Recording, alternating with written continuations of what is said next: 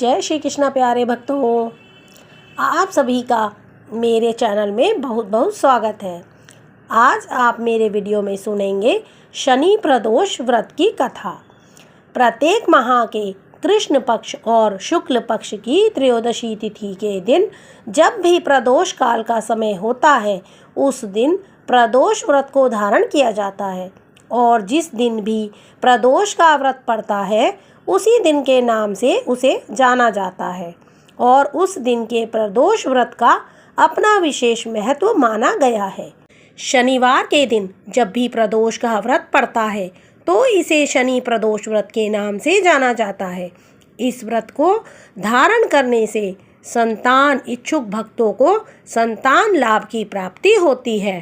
प्रदोष व्रत को धारण करने से 100 गायों को दान करने के समान पुण्य फलों की प्राप्ति होती है।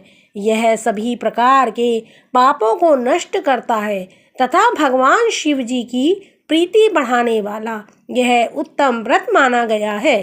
तो आइए सुनते हैं शनि प्रदोष व्रत की कथा। शनि प्रदोष व्रत कथा के अनुसार एक बार गर्गाचार्य जी ने कहा कि हे महामती, आपने शिव शंकर को प्रसन्न करने हेतु समस्त प्रदोष व्रत का वर्णन किया। अब हम शनि प्रदोष व्रत की विधि सुनने की इच्छा रखते हैं, सो कृपा करके सुनाइए। सूत जी बोले कि हे ऋषियों, निश्चित रूप से आपका शिव पार्वती के चरणों में अत्यंत प्रेम है। मैं आपको शनि त्रयोदशी की व्रत की विधि बतलाता हूँ, सो ध्यान से सुनिए। प्राचीन कथा है कि एक निर्धन ब्राह्मण की स्त्री दरिद्रता से दुखी होकर शांडिल्य ऋषि के पास जाकर बोली कि हे महामुनि, मैं अत्यंत दुखी हूँ, मेरे दुख निवारण का उपाय बतलाइए। मेरे दोनों पुत्र आपकी शरण में है।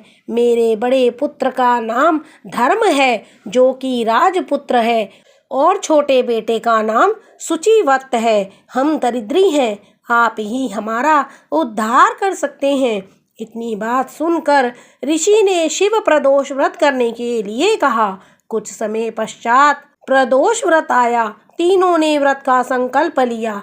छोटा बेटा, जिसका नाम शुचिवत था, एक तालाब पर स्नान करने को गया तो उसे मार्ग में स्वर्ण कलश धन से भरपूर मिला।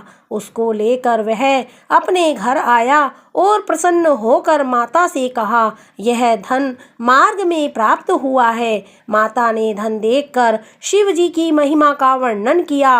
राजपुत्र को अपने पास बुलाकर बोली कि देखो पुत्र, यह धन हमें शिव जी की कृपा से प्राप्त हुआ है, अतः प्रसाद के रूप में तुम दोनों पुत्र आधा आधा बांट लो। माता का वचन सुनकर राजपुत्र ने शिव पार्वती जी का ध्यान किया और बोला कि हे माता, हे पूज्य, यह धन आपके छोटे पुत्र का ही है। मैं इसका अधिकारी नहीं हूँ। मुझे शंकर भगवान और पार्वती माता जब देंगे तब ही लूँगा। इतना कहकर राजपुत्र शंकर जी की पूजा में लग गया। एक दिन दोनों भाइयों का प्रदेश भ्रमण का विचार हुआ। वहाँ अनेक गंधर्व कन्याओं को क्रीड़ा करते हुए देखकर शुचिवत ने कहा कि भैया, अब हमें इसके आगे नहीं जाना है। इतना कहकर शुचिवत उसी स्थान पर बैठ गया, परंतु राजपुत्र अकेला ही स्त्रियों के बीच जा पहुंचा।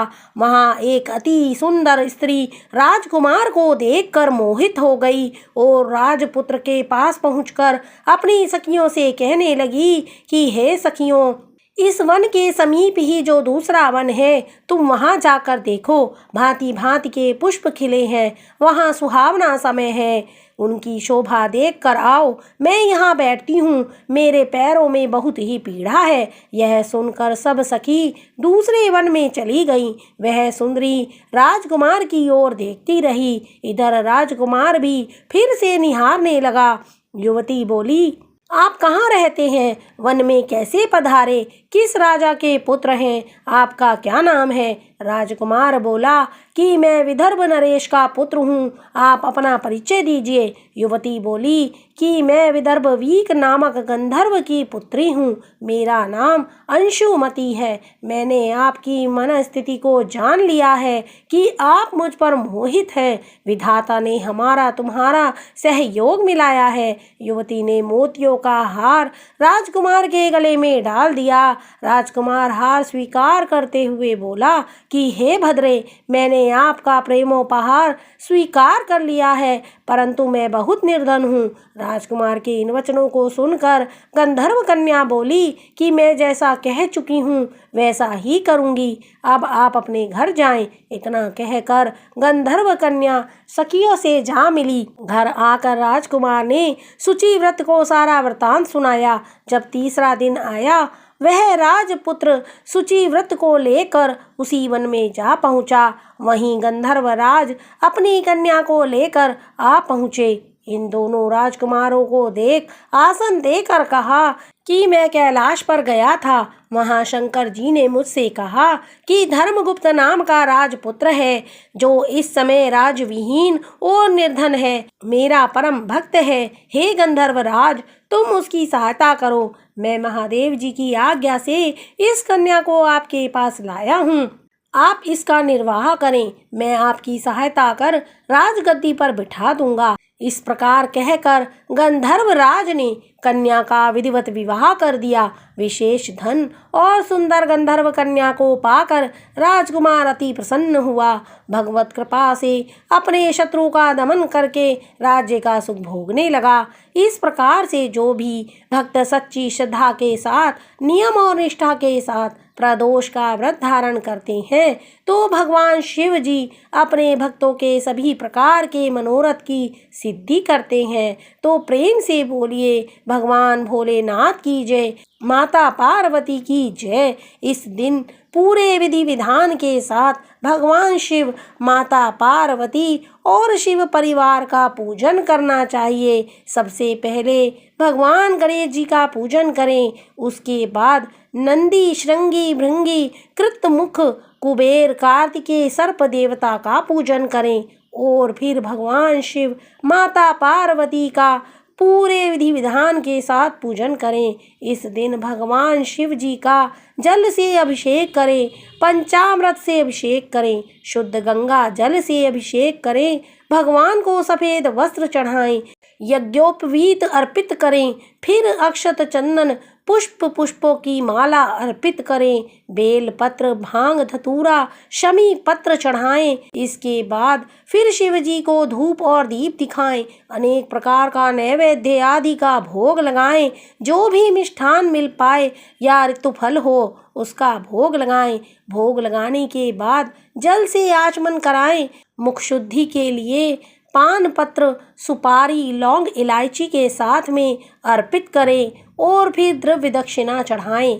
इसके बाद प्रदोष व्रत का कथा का श्रवण करें। भगवान शिव के स्तोत्र, चालीसा आदि का पाठ करें या फिर सुने। इस व्रत का पारण अगले दिन सूर्योदय होने के बाद करना चाहिए। प्रदोष का व्रत कम से कम 11 या 26 त्रयोदशी का व्रत धारण करना चाहिए। इसके बाद आप व्रत का उद्यापन कर सकते हैं। व्रती को व्रत के दौरान किसी के ऊपर क्रोध नहीं करना चाहिए। अपने मन में किसी के प्रति ईर्ष्या या द्वेष का भाव नहीं लाना चाहिए। ब्रह्मचर्य का पालन करते हुए व्रत के दौरान रहना चाहिए। इस दौरान ओम नमः शिवाय या श्री उमा महेश्वराभ्याम नमः इन मंत्रों का जप करना चाहिए। स्त्रियां नमः शिवाय नाम जप करें। इस प्रकार व्रत को धारण करने से व्यक्ति के सभी प्रकार के कष्ट भगवान शिव जी की कृपा से दूर होते हैं तथा सुख और समृद्धि का आशीर्वाद मिलता है। मैं आशा करती हूँ आपको ये जानकारी और ये कथा अच्छी लगी हो। अगर कथा अच्छी लगी तो वीडियो को लाइक करें, चैनल को सब्सक्राइब करें और कमेंट में हर हर महादेव ज़रूर लिखें। जय श्री कृष्णा।